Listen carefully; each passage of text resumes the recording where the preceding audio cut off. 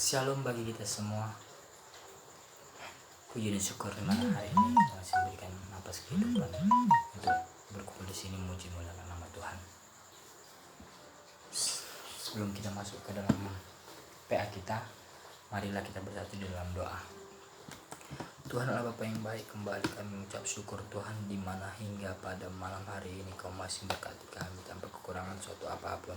Sebentar kami mau mendengarkan dari firman-Mu Tuhan, berkatilah kami Tuhan, agar kami mudah memahami apa yang menjadi firman-Mu Tuhan, agar kami bisa mewujud nyatakannya ke dalam kehidupan kami sehari-hari Tuhan. Ini kami anak-anak-Mu, hanya dalam nama Allah Bapa yang baik kami berdoa dan mengucap syukur. Amin.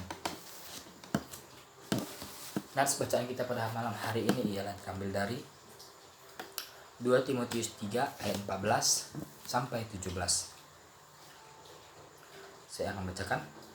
Tetapi hendaklah engkau tetap berpegang pada kebenaran yang telah engkau terima dan engkau yakini dengan selalu mengingat orang yang telah mengajarkannya kepadamu. Ingatlah juga bahwa dari kecil engkau sudah mengenal kitab suci yang dapat memberi hikmat kepadamu dan menuntut engkau kepada keselamatan oleh iman kepada Yesus Kristus. Segala tulisan yang diilhamkan Allah memang bermanfaat untuk mengajar, untuk menyatakan kesalahan, untuk memperbaiki kelakuan, dan untuk mendidik orang dalam kebenaran. Dengan demikian tiap-tiap manusia kepunyaan Allah diperlengkapi untuk setiap perbuatan baik. Tema kita pada hari ini adalah berpegang dalam kebenaran. Pada masa sekarang ini banyak sekali manusia yang menjadi sama dengan dunia, yang belum menyadari dirinya adalah sebuah tebusan dari Yesus Kristus di kayu salib. Keinginan duniawi masih menjadi hal yang diutamakan daripada hidup kekal di sorga. Seakan-akan dunialah yang akan menyelamatkan kita untuk masuk ke dalam kerajaan Allah. Manusia sudah tidak lagi memikirkan perasaan Allah yang ialah Sang Maha Kuasa. Allah bukan lagi menjadi prioritas dalam hidup mereka. Itu semua dapat kita lihat dari kelakuan manusia pada masa sekarang ini. Contohnya saja yang terjadi pada masa saat ini, di tengah-tengah maraknya pandemi COVID-19, banyak oknum-oknum yang mengambil kesempatan untuk mengambil keuntungan dengan cara menimbun masker, supaya pada saat masker menjadi langka dan disitulah harganya menjadi melambung tinggi. Dan ada beberapa kelompok yang menolak jasad korban COVID-19 ini untuk dikebumikan di lahan yang dekat dengan permukiman mereka. Padahal mereka tidak banyak oleh pemerintah dan mereka juga tidak berkontribusi dalam membantu pemerintah dalam melakukan perang melawan corona. Itulah yang menjadi contoh perbuatan yang tidak baik yang dikarenakan minimnya kasih di dalam hati manusia yang tidak sadar bahwa dirinya sudah diselamatkan. Kita kembali mengaitkan kepada ayat kita. Mengapa saya ambil tema berpegang dalam kebenaran? Di sini di ayat 14 kita baca kembali. Tetapi hendaklah engkau tetap berpegang pada kebenaran yang telah engkau terima dan engkau yakini dengan selalu mengingat orang yang telah mengajarkannya kepadamu. Artinya kita harus berpegang kepada kebenaran. Kebenarannya itu ialah Yesus Kristus. Kenapa kita bilang kebenaran? Karena dialah satu-satunya jalan untuk menuju keselamatan. Jadi kita harus terus berjalan untuk menuju ke keselamatan kita itu. Di sini adalah ayat 15. Ingat juga bahwa dari kecil engkau sudah mengenal kitab suci yang dapat memberi hikmat kepadamu dan menuntun engkau kepada keselamatan oleh iman kepada Yesus Kristus. Bagaimana kita bisa mengetahui Yesus Kristus itu sebagai Tuhan dan kita bisa mengikutinya? Tentu saja Alkitablah yang menuntun kita untuk menuju keselamatan itu, yaitu Yesus Kristus.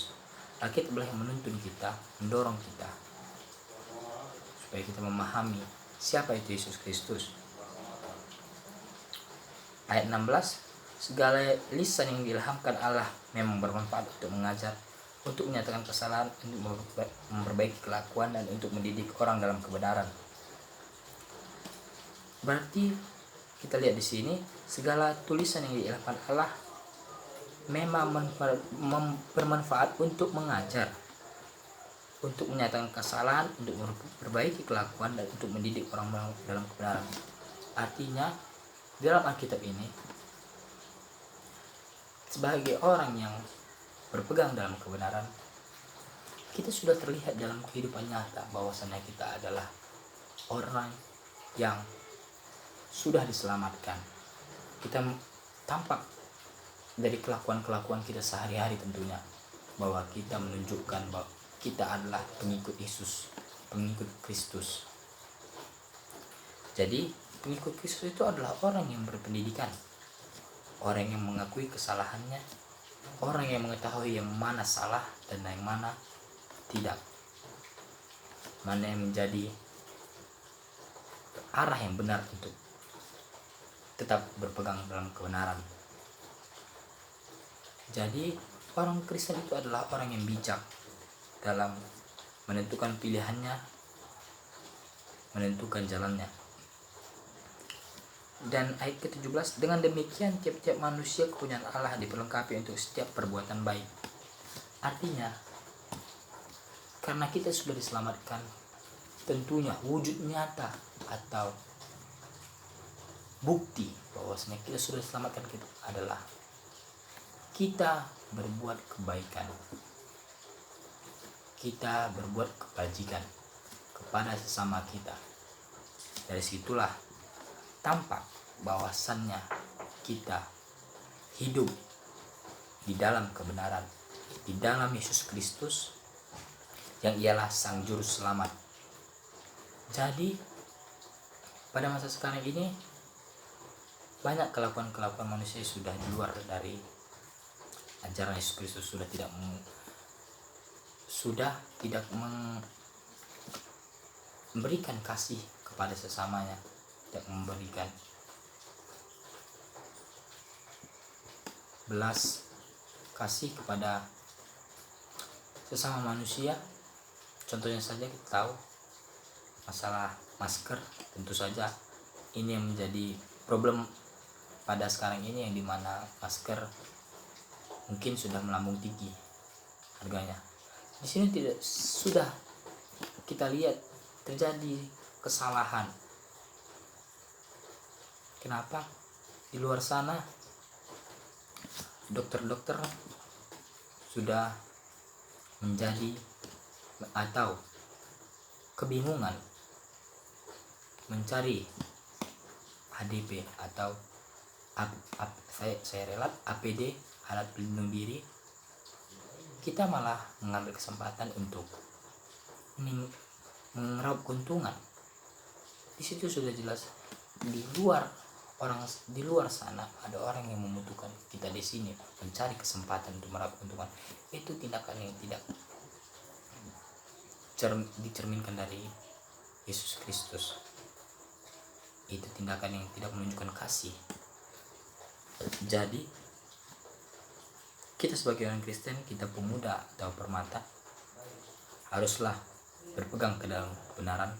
Kita harus ada di dalam kebajikan, kita harus ada dalam aksi-aksi kebaikan, yang dimana melalui itu kita akan tahu atau kita akan melihat kasih itu hadir di tengah-tengah kita.